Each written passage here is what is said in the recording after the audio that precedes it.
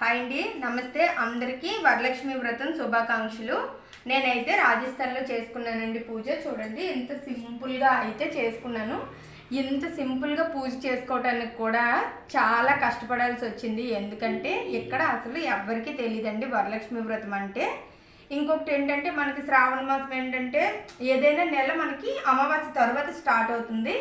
వీళ్ళకి వచ్చేసి ఏంటంటే పౌర్ణమి తర్వాత స్టార్ట్ అవుతుంది అనమాట. అట్లా అసలు ఈ పూజ గురించి అయితే తెలీదు. శ్రావణ మాసంలో కూడా వీళ్ళు శివుడినే పూజిస్తారనమాట. అసలు మెయిన్ పూజకు తమలపాకుల కోసం అయితే ఎంతలా అంటే 2-3 అవర్స్ అంతా వెతకాల్సి వచ్చింది. ఒక 20 లీవ్స్ అలా మనకి ఏంటంటే 230 అలా పడ్డాయండి. అంత కాస్ట్ అనమాట. అసలు దొరకడం చాలా కష్టం.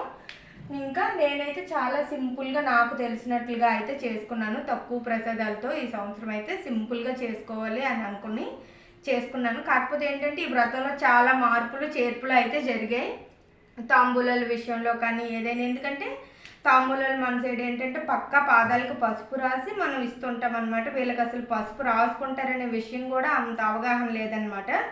ఇంకెందుకులే అని పసుపు రాయడం కూడా స్కిప్ చేసి జస్ట్ బొట్టు పెట్టి తాంబూలం ఇవ్వడం జరిగింది.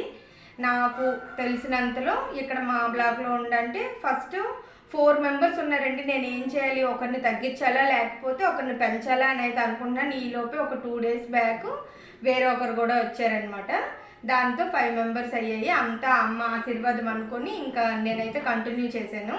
లేకపోతే ఇప్పుడు మేమైతే నెక్స్ట్ వీక్లో అలా లీవ్ వెళ్తున్నాం, ఇంటికి ఆంధ్ర వస్తున్నాం అనమాట. అప్పుడు చేసుకుందాం అలా అనుకున్నాను. కానీ అమ్మ నాకు ఇప్పుడే కావాలి అన్నట్లుగా అనిపించింది నాకు. ఎందుకంటే ఏ ఆటంకాలు లేకుండా సవ్యంగా జరుగుతుండేటప్పుడు ఎందుకు మనం ఈ రోజును విడిచిపెట్టి తర్వాత చేసుకోవటం అని నేనైతే ఇలా చేసుకున్నాను.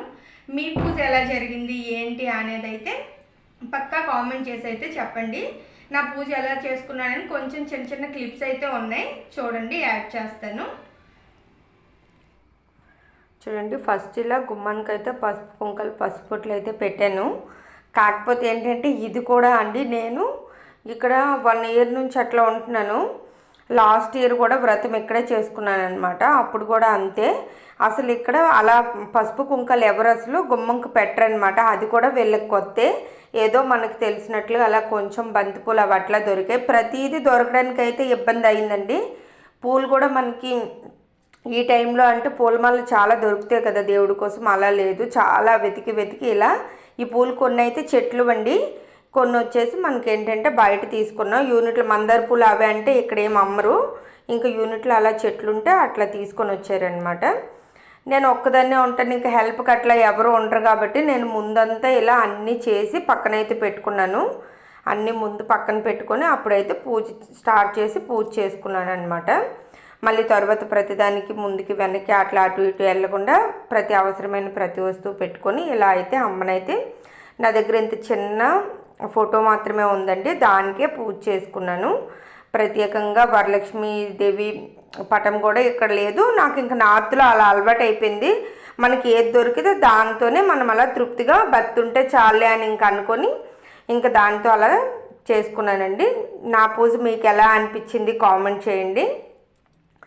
అట్లనే ఇంకా తెలియని విషయాలంటే మన నార్త్కి మనకి సౌత్కి నార్త్కి మధ్య తేడా అట్లా ఏమైనా సరే మీకు ఏమైనా డౌట్స్ ఉంటే ఏంటి ఎట్లా చెప్తున్నాను అనుకోకుండా కామెంట్ అయితే చేయండి, నేను తప్పకుండా రిప్లై ఇస్తాను. ఓకేనా. లాస్ట్కి ఇలా జరిగింది రాజస్థాన్లో వరలక్ష్మి వ్రతం.